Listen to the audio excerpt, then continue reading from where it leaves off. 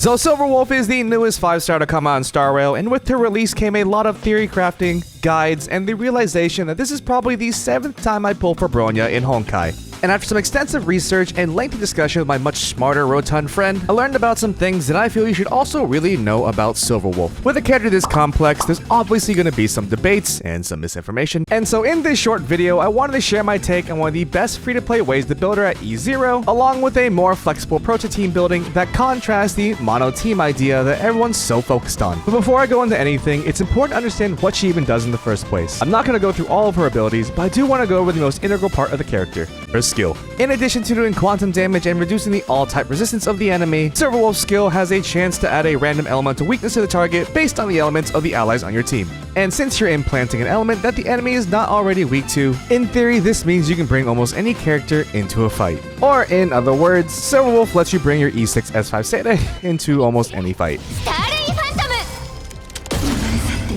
So to make sure that this vital part of her kit hits 100% of the time, considering the formula for an effect to land, her skills base chance to talent level 10, and the maximum possible resistance of an enemy since the 1.1 update, this amounts to a 97% requirement to guarantee the weakness implant. Now, 97% seems like a lot, and so you might be tempted to throw as much effect hit rate as possible on her. But when you look at all the sources of effect hit rate we can get on her 4-star light cone, a relic top piece, the Pan-Galactic planar set, and her traces, you can see we have a total of 111% available to us, which brings us to the obvious conclusion. You don't need to use Pan-Galactic. Seriously, get rid of it. I don't know why people even recommend it. Without Pan-Galactic, we're left with 101% EHR, which is not only still above our requirement, but now lets us use different planar sets with a lot better utility like Fleet of the Ageless and Sprightly Von Whack. Now, we do lose about 27.5% from ditching Pan-Galactic, but honestly, the utility from a different set is worth a lot more, especially if you're aiming for a more supportive role. And if you really wanted to further optimize your Silverwolf, you can even throw away the top piece as well. You see, while we now need to make up for 39% in substats, we can now instead spec more into her personal damage or for more HP, because, you know, can't debuff when you're dead. And while 39% suddenly seems overwhelming, seeing that the average roll for EHR is around 4%, that means you only need a total of 10 substat rolls to hit the requirement. And unless you're RNG challenged like me,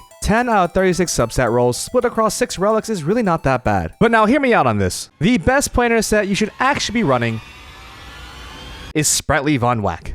By basically guaranteeing that you'll be going before the enemy, you can plant that all-important weakness to set up your DPS's turn. But what's even more important is that deceptively insignificant 5% energy regen on the set. You see, Silverwolf's ultimate, you know, the really important defense shredding nuke, has a 3-turn duration. And you might already understand this, but for all supports in Honkai, you ideally want a 100% uptime on your buffs and debuffs while being skill point efficient. This is normally accomplished through energy regen equipment, with the main component being an ER rope. But as it turns out, with just your event light cone combined with the 5% ER from Von Whack, you can actually get her ultimate in 3 turns, or 2 if you're E1. And now since an ER rope is overkill, we can instead look to get attack or even break effect to help with their personal damage. So if you really miss the attack from Pan-Galactic, running Von Whack nets you optimal rotations and even more stats than Pan-Galactic would even given you. And looking at the calculations from this chart from Mr. Pokey, regardless of whatever permutations you might try, the combination of Von Whack with the 4-star light cone is undoubtedly the best for her at E0. Now, like I said before, building her, and honestly building anyone, can get complicated, especially for a character whose gear requirements drastically change based on the eidolons you have for her. It's especially ironic too, when the 4-star light cone is actually better for her than her 5-star signature if you're not seriously invested in her. And while there might be some super specific setup that works for you, as a PSA to the general populace who ever E0, and for my unlucky ass that barely got her in the first place, don't use Pan-Galactic, join the Von Quack gang, and stop farming SU5 because this doo-doo set's in there too. Anyways, so regardless of how you built her, I want to talk about her team building, as I feel people are focusing a little too much on only one approach. But real quick, for those that don't know how this works, because her skill implants a weakness based on the elements of the characters in your party, team building with her is a bit more nuanced than the others. Because when you have multiple different elements in your party, that means any of them can be randomly chosen. But since the skill prioritizes elements the enemy is not already weak to, then with a bit of manipulation, we can guarantee the element that gets picked. This led to the philosophy behind mono teams, because as long as the enemy is quantum weak, as Silverwolf is quantum, if you only make teams of the same element, you'll guarantee the type picked. So here, because we have a party full of ice characters and they're already weak to quantum, we can guarantee the ice we picked. It's the same if we want fire, same with lightning, and so on and so forth. You get the idea. So as long as you can make a coherent team with a DPS and support, you can run a mono comp against any quantum weak enemy. But it might come as a surprise to some when I say that mono teams are only half the picture. And they also kinda suck. For one, most people probably don't even own enough characters to build good mono teams. And I personally didn't spend my hard-earned jade to not be able to use Silverwolf just because I don't own a lightning healer or an ice TPS. And even though I could build the mono physical team that I keep seeing floating around, it honestly doesn't work.